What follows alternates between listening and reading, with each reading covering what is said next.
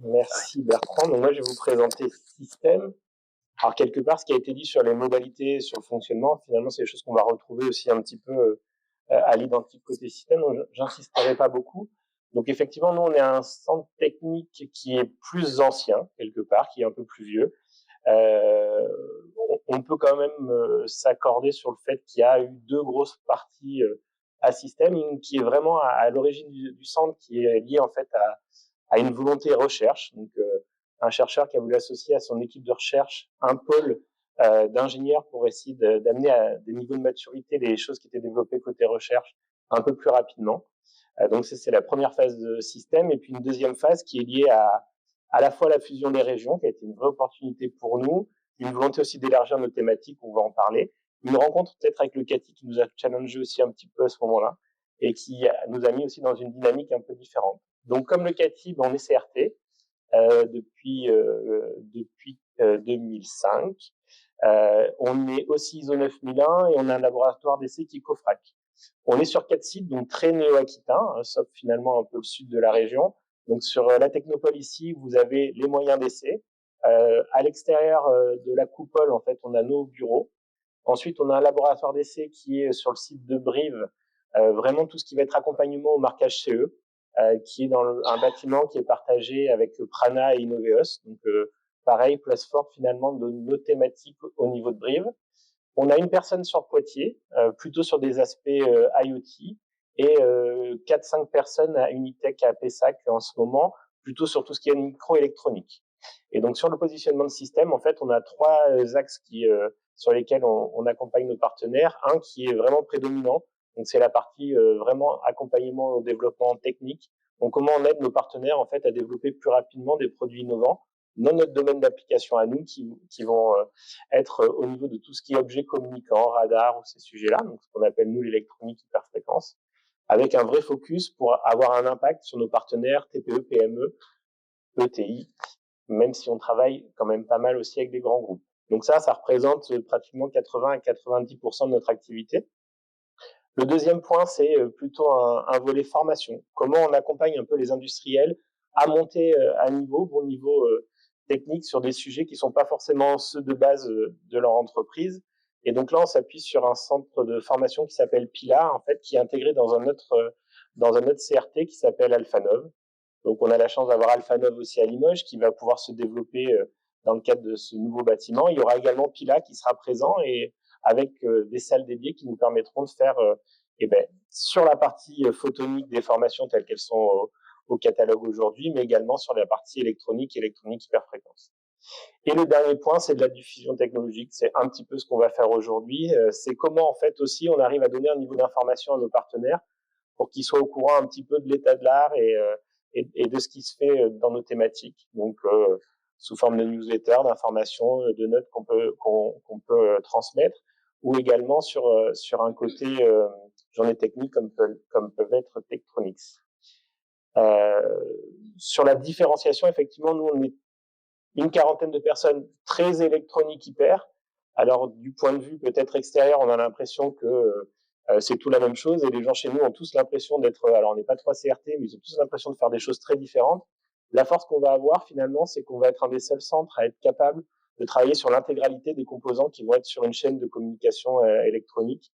Et ces experts qui sont sur ces différents métiers, comme on pourrait les citer chez nous finalement, sont aussi très forts pour travailler ensemble et travailler des systèmes complets. Donc 3 équipes chez nous.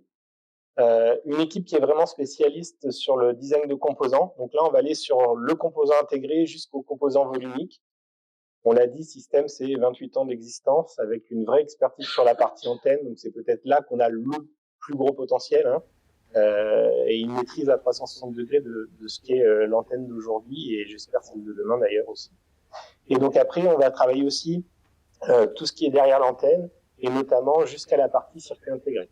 Donc là, des équipes qui font à peu près une quinzaine de personnes pour la partie composants et pour la partie système. Système, on va faire un peu d'électronique embarquée, on en fera qu'à condition qu'on est sur des sujets où il y a de la communication. Et c'est là où finalement il y a des liens avec des partenaires sur le territoire ou le CATI sur certains sujets. Et sur cette partie-là, On va parler d'électronique embarquée pour les télécoms, d'électronique embarquée pour le pilotage de radar. Et on a développé aussi tout un volet autour de cette activité-là qui fait de la prédiction de couverture. Comment, quelque part, on est capable de développer des logiciels qui vont regarder comment les ondes vont se propager dans un bâtiment, dans un quartier, dans une ville, comment ces systèmes-là vont pouvoir être optimisés et comment il va y avoir des interférences entre ces systèmes-là pour optimiser les déploiements.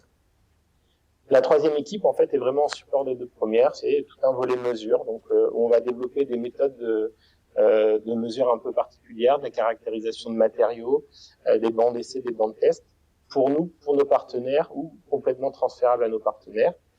Et donc, un laboratoire d'essai qui est plutôt sur brief, qui lui va accompagner au marquage CE à travers tout ce qui est directive RED, CEM et tout ce qui est basse tension. Voilà, donc un vrai pôle d'expertise qui vient s'appuyer finalement sur les compétences des ingénieurs chez nous pour avoir un vrai service en fait d'accompagnement sur cette partie marquage. Donc ça, je passe vite. Côté système, on va être partout. Il y a des communications sans fil et aujourd'hui, entre l'IoT pour l'industrie, l'IoT pour la santé, on va nous trouver un petit peu partout, avec un focus quand même qui est plus important sur tout ce qui va être communication, sécurité, aéronautique, spatiale, défense. C'est quand même le gros axe de ce qu'on peut faire aujourd'hui, et après des sujets qui viennent en complément sur la partie santé, énergie et industrie.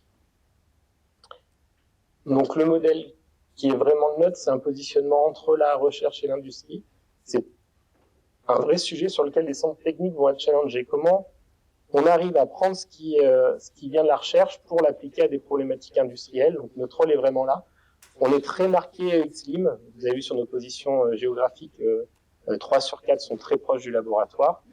Et on va s'appuyer sur d'autres labos en région ou hors région pour des thématiques un petit peu spécifiques. Et donc on travaille avec les chercheurs sur des sujets un peu amont qu'on vient pousser le plus vite possible pour des problématiques, des besoins de nos partenaires industriels.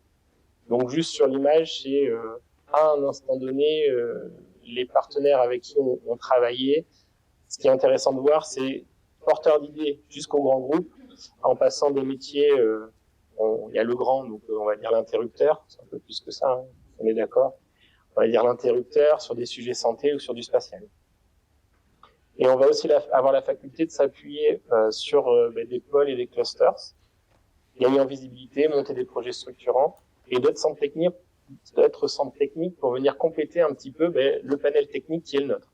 On reste bien à notre place, dans notre travail, on fait pas de la recherche, on n'est pas là pour faire des produits, on est vraiment à l'interface des deux et on s'appuie sur des partenaires qui ont les capacités spécifiques pour aider les développements, pour que nos partenaires clients industriels puissent aller beaucoup plus vite au produit.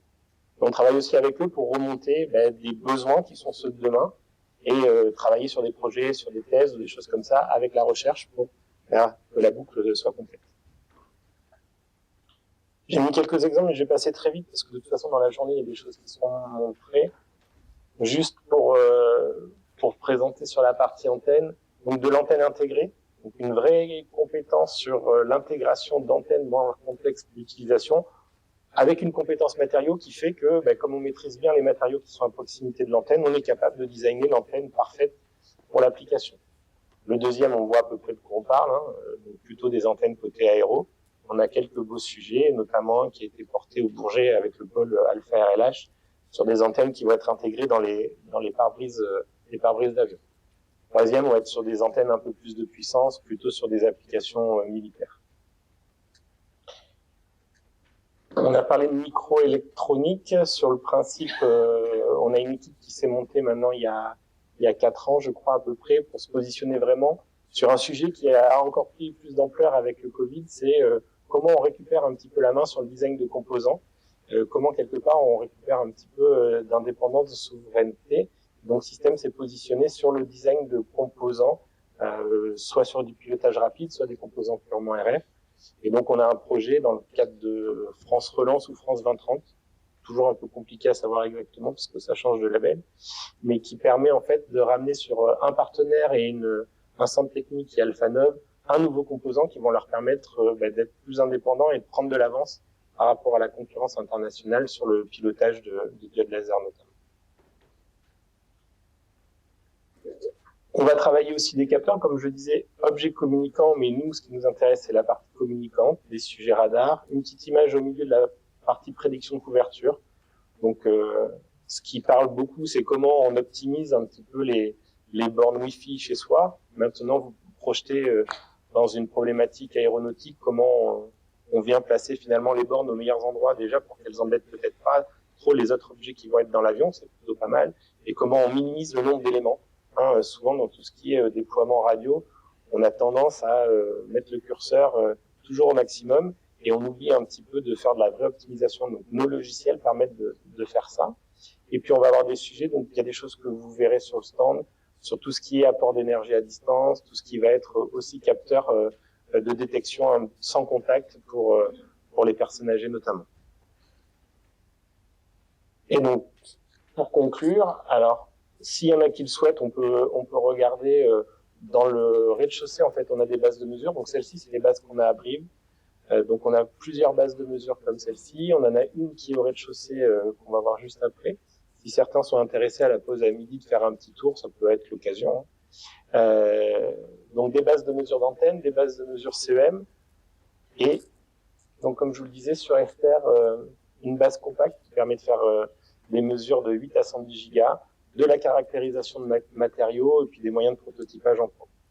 Donc vraiment avoir les outils un petit peu différenciants de ce qui se fait, j'ai envie de dire, dans l'industrie ou que tout le monde ne peut pas forcément se payer pour pouvoir mettre à disposition de nos partenaires. Est-ce que vous avez des questions pour la présentation de ce système ?